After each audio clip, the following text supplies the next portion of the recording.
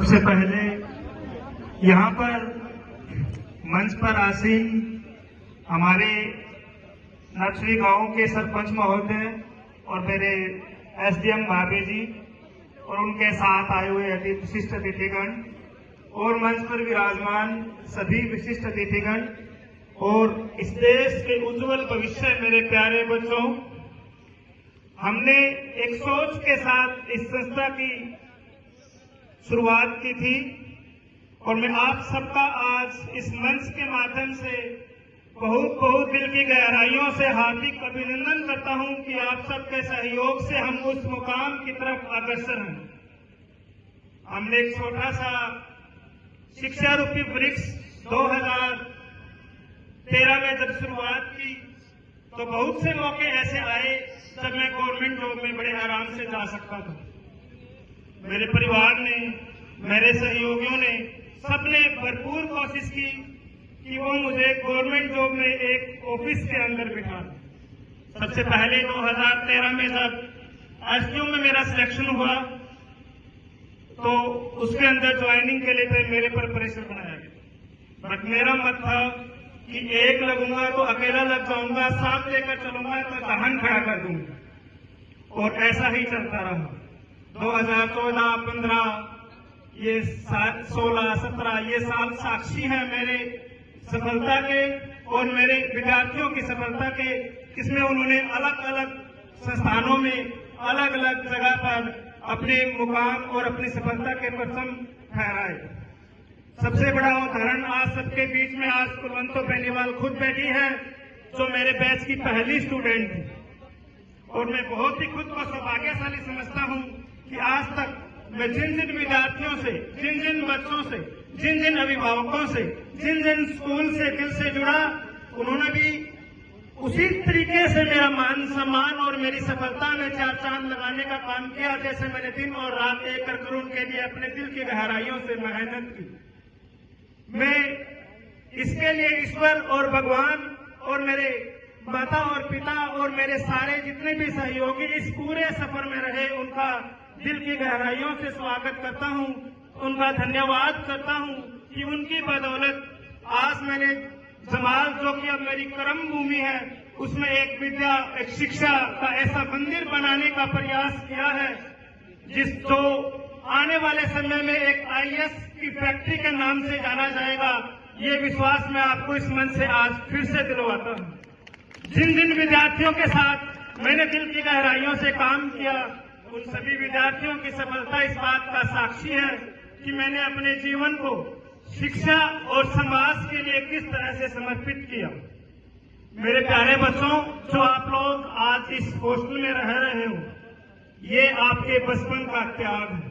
और ये त्याग मैंने भी अपने जीवन में लगभग 15 साल तक किया, और उसी त्याग की बदौलत आज मैं आप सबके सामने खड़ा हूं। अगर हम अपने जीवन में त्याग नहीं करते हैं, बलिदान नहीं करते हैं और सही समय पर अपनी खुशियों का त्याग नहीं करते हैं, तो हमें जीवन में सफलता नहीं मिल सकती। हमें जीवन में सफलता पाने के लिए सबसे पहले अपने माता पिता और उसके बाद में आपके माता पिता तुल्य ही आपके गुरुजनों का मान और सम्मान आपको जीवन भर करना चाहिए। अदरवाइज आप जीवन में चाहे सफलता में किसी भी मुकाम पर पहुंच जाओ, अगर आपने अपने गुरुजनों का और माता पिता का मान और सम्मान नहीं किया तो आपकी वो सफलता मात्र शून्य है। इसी कड़ी को मैंने जोड़ते हुए जब मैंने इस स्कूल रूपी संस्था के अंदर कदम रखा तो मैंने सबसे पहले विचार जो मेरे दिमाग में रखे वो यही थे कि किसी तरह इस जो हमारे पूरे चौथा ब्लॉक के स्कूल्स हैं उनको एक मंच पर लाया जाए। और इसमें सबसे पहले मैं अपने दिल की गहराइयों से फिर से बहुत बहुत धन्यवाद करना चाहूंगा धर्मवीर राव सर का, जिन्होंने इस कदम पर हर उतार चढ़ाव के अंदर मेरा साथ दिया। मैं शुक्रगुजार रहूंगा स्वामी विवेकानंद स्कूल के संस्थापक मिस्टर रामकृष्ण खोत का, जिन्होंने इस वृक्ष को लगाने के लिए मुझे साहस और उत्साह दिया। मैं शुक्रगुजार रहूंगा मेरे उन सभी सहयोगियों का, मेरे दोस्तों का, जो आज अलग अलग फील्ड में अलग अलग जगह पर बैठे हुए हैं, लेकिन हमेशा मुझे हर उतार चढ़ाव में उत्साहित करते हैं और ऊर्जावान करते हैं। और उसी ऊर्जा का ये परिणाम है कि आज ये स्कूल, ये संस्था हमारे चोपड़ा ब्लॉक के अंदर कलरफुल रही है। मैं आपको विश्वास दिलवाता हूं कि वो दिन दूर नहीं जब हमारे ब्लॉक का कोई भी बच्चा सीकर, कोटा और कहीं भी जाने की उपेक्षा नहीं करेगा। वो हमारे चोपड़ा ब्लॉक के सभी स्कूल्स के अंदर ही पढ़कर अपने मुकाम को हासिल करेगा।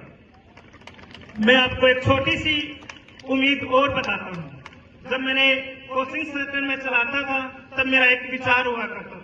कि चोपड़ा ब्लॉक के सारे कोचिंग सेंटर एक मंच पर बैठे। जिन जिन दोस्तों से मैंने इस बात का डिस्कशन किया, सबने उसको रखा कि ऐसा हो ही नहीं सकता, एक साथ बैठ ही नहीं सकते। लेकिन मैंने साहस दिखाया और मेरे दृढ़ संकल्प ने चोपड़ा ब्लॉक के सभी इंस्टीट्यूट्स के ऑनर को एक टेबल पर बिठा दिया और उससे हम सबका भरपूर फायदा हो।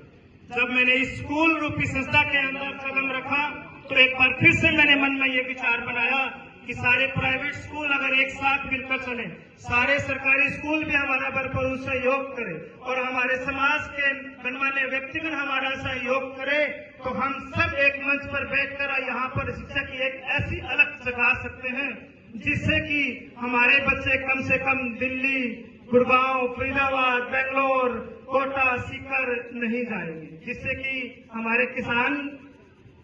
भाइयों के जो बच्चे हैं वो बहुत मोटा पैसा लगाकर बच्चों को बाहर पढ़ा रहे हैं, उसकी आवश्यकता नहीं पड़ेगी। और इसी दृढ़ संकल्प के साथ मैं अपनी वाणी को विराम दूंगा कि वो दिन अब दूर नहीं जब अपने ब्लॉक के सारे स्कूल एक जगह पर बैठकर शिक्षा के प्रति बात कर मेरी इस बात को, मेरी इस इच्छा को और मेरे इस दृढ़ संकल्प को पूरा करने में मेरा सहयोग करेंगे।